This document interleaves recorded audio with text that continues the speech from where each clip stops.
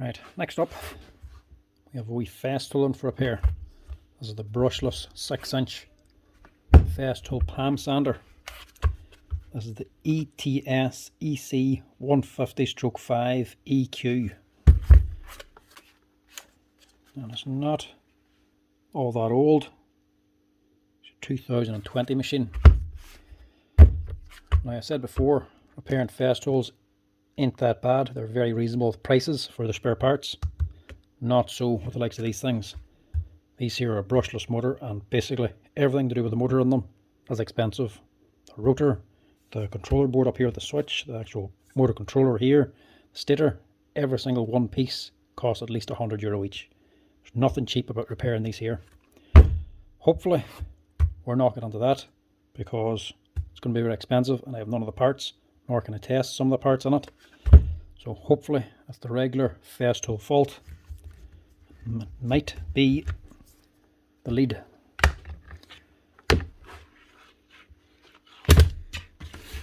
Because these connections here, these plug-it connections, are useless. They break all the time and you end up with no lead. Or not, the plug doesn't break, the actual cable itself. But you can't actually rewire this, that's the problem.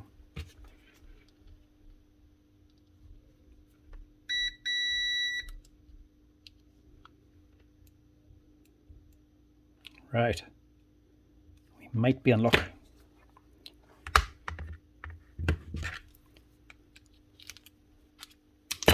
Just in case. Ah, right done. Problem is the lead itself. Now, generally, changing the lead ain't that big a deal. Changing these ones is even easier, because you can't rewire these. Molded plug, like any brand, but this is also a molded socket as well. Molded plug on this end. This you can't rewire. So to change the lead in this, you need to replace the entire cable, which costs about 50 or 60 euro every time. That, Festool know exactly what they're doing when they do that. Festool used to have a plug kit, a wee repair kit for your plug.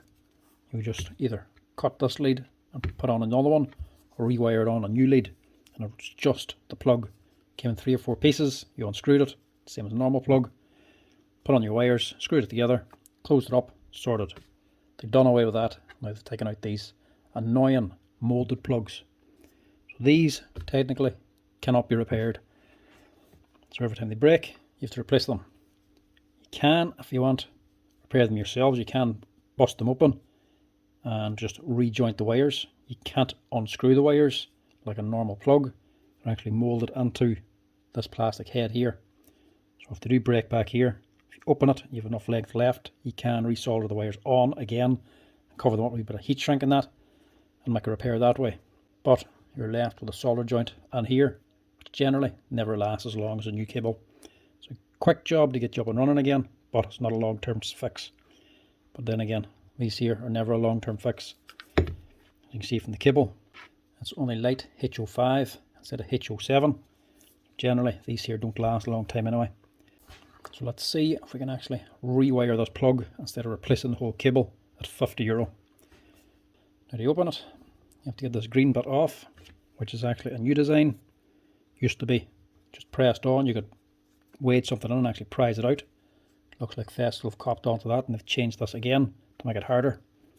This now has 4 tabs, so you actually have to prise up this grey part and slowly prise out this green bit.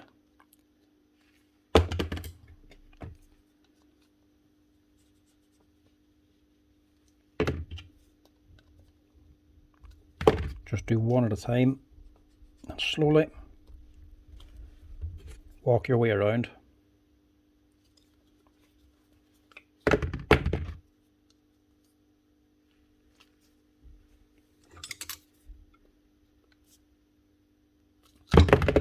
Being careful not to stick the screwdriver onto yourself.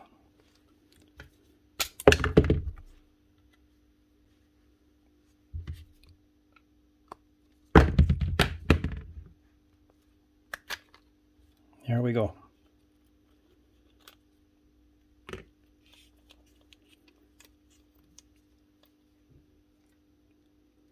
That's the main problem with these things.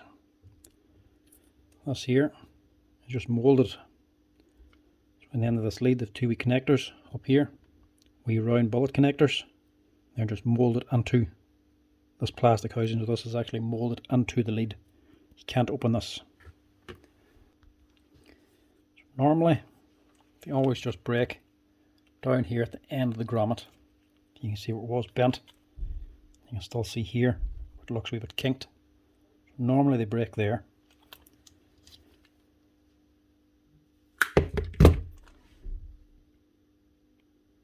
Perfect aim law.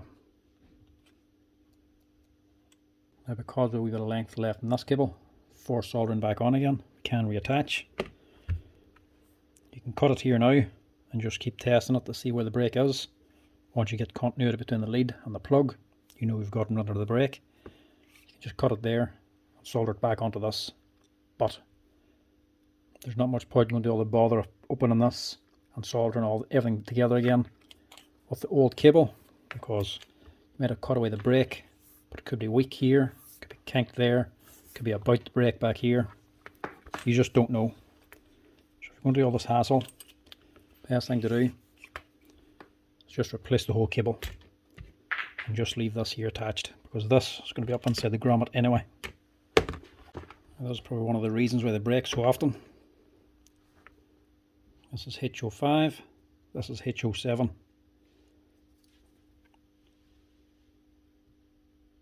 HO7 is much thicker than the outer sheath. Far better stuff for this. And the HO7 should be a better fit inside this grommet as well. See, a nice tight fit in that.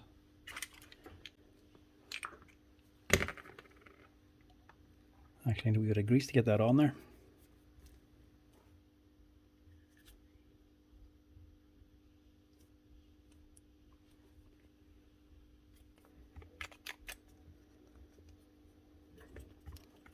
That's going to be there. This is going to be here. So I want this joint inside this grommet. So in other words, I'm going to cut that again around about there.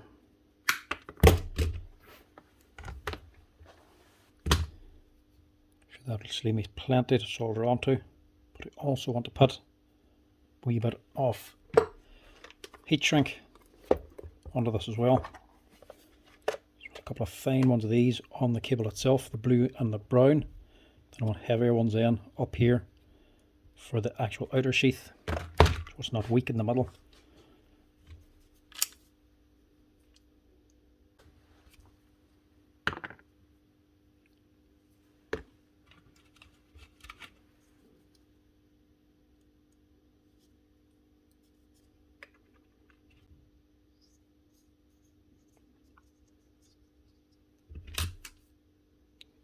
Don't want that too close to the edge either, otherwise it's going to shrink on you whenever you're soldering these wires. That'll do that side.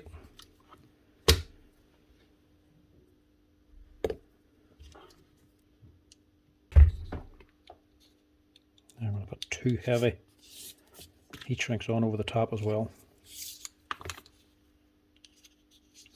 One bigger than the other.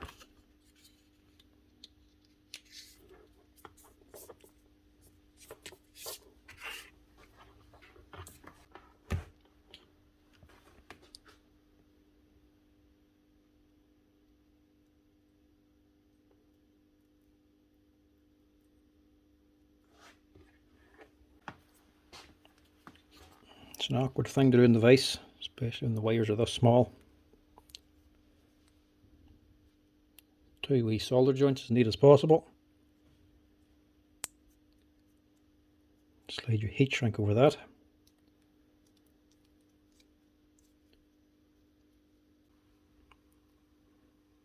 A little bit of heat.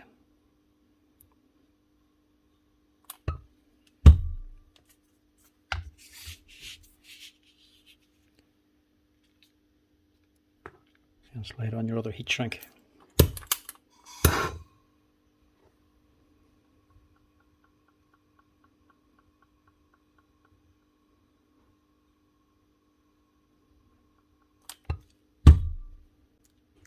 1, 2 for good measure.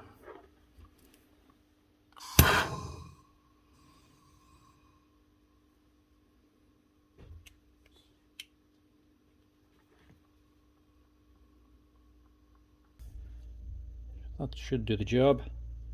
2 sets of heat shrink on the leads, another one in the middle, and another one holding these here 2 ends together. Should be on this way first.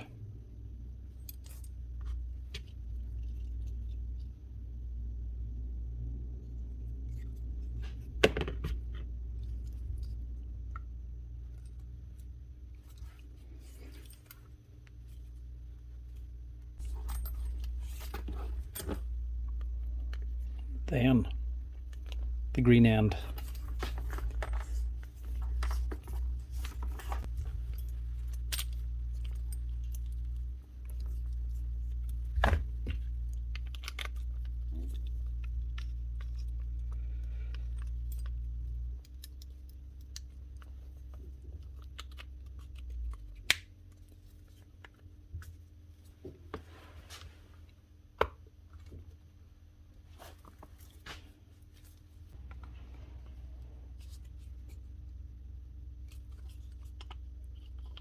And squeeze this all back in again.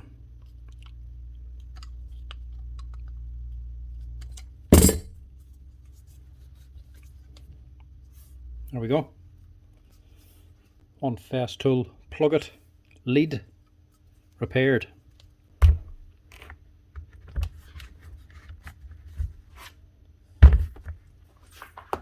I just need a plug.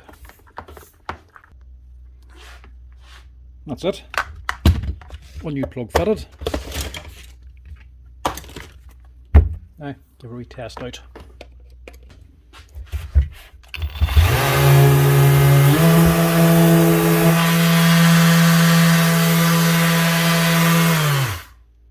There we go.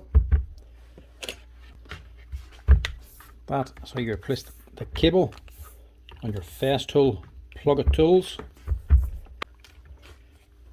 without having to buy a new cable from Festool. That's how you can do it yourself. But to be honest, that is just to show you how to do it. And here in the workshop, it doesn't really actually pay to replace the cable, nor does a customer want to pay you to replace the cable like that there. To pay a repair shop to actually replace the lead for you on this here cable, put on a new plug, and just keep this piece, it's going to be costing about 20 or 25 euro at least. And really all you're keeping is the plug at end. Then just buy a new cable from Festool with the plug and the plug at end. It's costing about 45 euro. So really, a repair shop is never actually going to do this here. This is just something you can do yourself if you don't have or can't get one of these here. Far more beneficial to just replace the cable. You're getting a new lead and it doesn't have a joint in the head. So that's what I'm actually going to do here. Just replace the whole thing.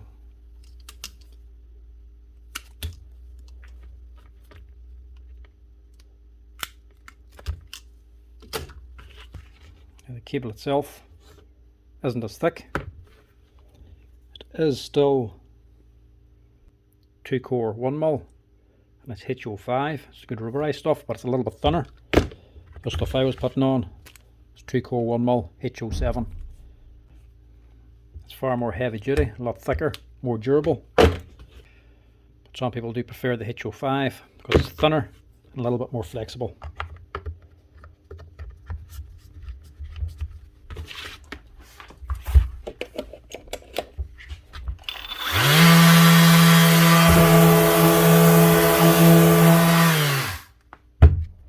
That's it. That's 2 ways you can replace the cable on your Festool. Rewire it yourself,